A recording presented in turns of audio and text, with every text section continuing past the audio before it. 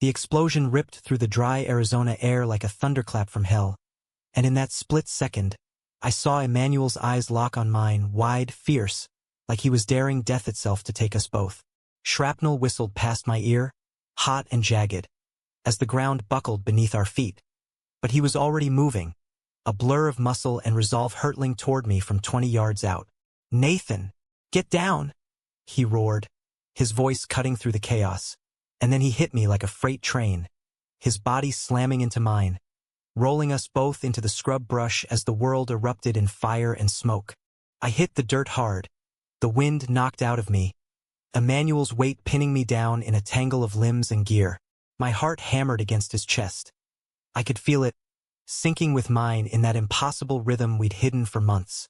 The squad's shouts faded into a distant buzz, drowned out by the ringing in my ears, but all I could think was how his grip on my vest wasn't just survival. It was a promise, the kind we'd whispered in stolen moments under starlit skies. And in that instant, as the dust settled and the acrid smell of cordite burned my nostrils, I knew everything between us was about to shatter wide open. We'd come to this godforsaken stretch of Fort Huachuca for the same reason every green recruit does, to prove we belonged in the 101st Airborne, to sweat out the weakness and forge something unbreakable. I was Nathan Hayes, 24, straight out of a nowhere town in Ohio, where football fields and family barbecues were the only maps I knew. Enlisting had been my escape hatch from a life of quiet suffocation. Dad's endless lectures on manly expectations, Mom's worried glances when I stared too long at the wrong guys in the locker room. The Army promised structure, brotherhood, a way to bury the parts of me that didn't fit. But then there was Emmanuel Carter, the quiet storm from Harlem who joined up a week before me. His skin like polished mahogany, his smile a rare flash of sunlight in the relentless drill sergeant grind. From day one, he stood out not for showboating, but for the way he carried himself, like he was holding the weight of generations on those broad shoulders. We'd been paired for buddy runs, endless miles under the merciless sun, our boots pounding the red earth in sync. "Keep up, Hayes," he'd tease, his New York accent clipping the words like a challenge. But there was always that undercurrent, that spark when our eyes met at the water station, sweat dripping from his brow onto his collar. I told myself it was just camaraderie, the kind soldiers lean on to survive. But late at night, in the barracks bunked 3 feet apart, I'd lie awake listening to his steady breathing, wondering what it would feel like to close that gap. It started small, the way these things do in a world that chews up vulnerability like cheap rations. A shared cigarette behind the mess hall after lights out, the cherry glow illuminating his face as he talked about his little sister back home, how she'd drawn him a superhero cape before he shipped out. "Says I'm her shield," he murmured, exhaling smoke into the cooling desert night. I laughed, but my throat tightened. God, I wanted to be that for him, to wrap him in something unbreakable. By week 3, those smokes turned into confessions. My fumbling admissions about high school crushes that never saw daylight. His quiet nod, the brush of his fingers against mine when he passed the lighter. "You're not alone in this, Nate," he said one night, his voice low and steady, like an anchor in the storm. And just like that, we were us, 2 guys stealing breaths in the shadows, building a fragile world where love wasn't a liability. But the Army doesn't tolerate fragile. Drill Sergeant Reyes ran us like a machine. All barked orders and zero tolerance for weak links. Emmanuel and I were gold in his eyes. Top scores on the obstacle course, unflinching during live-fire drills, but whispers started creeping in. Lance Corporal Diaz, that smug prick from Texas with his Bible-thumping side-eye, caught us once, laughing too close during chow. "Carter and Hayes, thick as thieves," he drawled later in the showers, his voice dripping venom. "Or thicker." Emmanuel shut him down with a glare that could curdle milk, but I saw the crack in his armor, the way his jaw clenched when we were alone. "We gotta be careful," he said, pulling me into a hug that lingered too long, his heartbeat a frantic drum against my chest. I nodded, but inside, resentment festered. Like, why did we have to hide what felt like the truest part of me? The betrayal hit like a gut punch on a Thursday, right before the big field exercise. I'd been venting to my old buddy from Basic, Tommy, over a contraband beer in the dry wash. Tommy, with his easy grin and zero filter, who'd always been my sounding board. "Emmanuel's the real deal," I admitted, the words tumbling out after one too many sips. Makes this whole nightmare worth it. He clapped my shoulder, eyes sympathetic, but the next morning, the squad was abuzz. Diaz cornered Emmanuel during PT, hissing loud enough for half the platoon to hear. Heard Hayes has a crush. You two playing house out here? Don't ask. Don't tell might be dead. But faggots still get the boot. Emmanuel's face went stone cold, but I saw the hurt flicker. Deep, raw, like I'd carved it there myself. Tommy swore it was an accident, that he'd blabbed to Diaz in a moment of loose lips. But it didn't matter. The trust we'd built crumbled in an instant, and Emmanuel pulled back, his touches turning to ghosts, his eyes avoiding mine like I was the enemy. I can't risk it, Nate, he whispered during our last stolen moment, the night before the exercise. We were huddled in the supply tent, the air thick with canvas and regret. Not for her, not for us. If they drum me out, who's gonna send money home? His voice broke on the last word, and I reached for him, desperate. This isn't on you. It's the world that's broken. But he shook his head, stepping away, leaving me with the echo of what we'd lost. Betrayal tastes like ash, and I swallowed it down, vowing to fix it somehow, even if it meant facing the fire alone.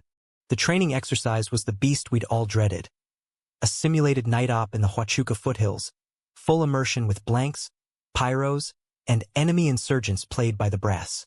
Our squad's objective: infiltrate a mock village, secure the HVT, and exfil under fire. Adrenaline pumped through us like jet fuel as we humped the ridgeline at twilight, NVGs casting the world in eerie green.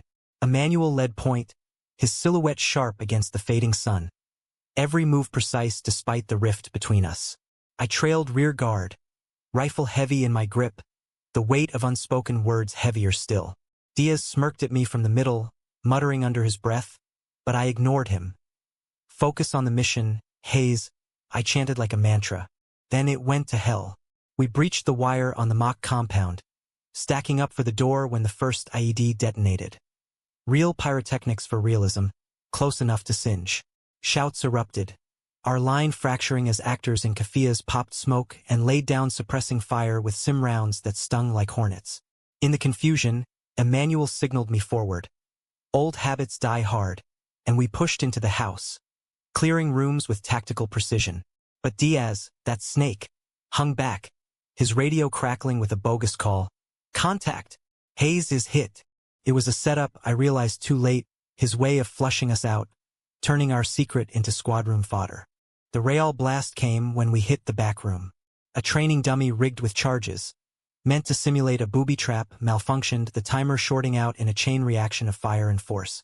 I was closest, fumbling for the HVT prop, when the world flashed white. Pain seared my leg as I stumbled, the floor giving way to a mock pit lined with rebar for effect. Time slowed. The ceiling groaned, flames licking the walls, and there was Emmanuel, bursting through the smoke like a force of nature. He didn't hesitate, didn't calculate the risk, the exposure, the everything we'd buried.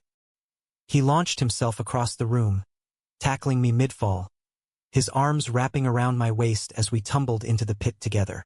We landed in a heap, the impact jarring my teeth, but his body absorbed the worst, shielding me from the jagged edges.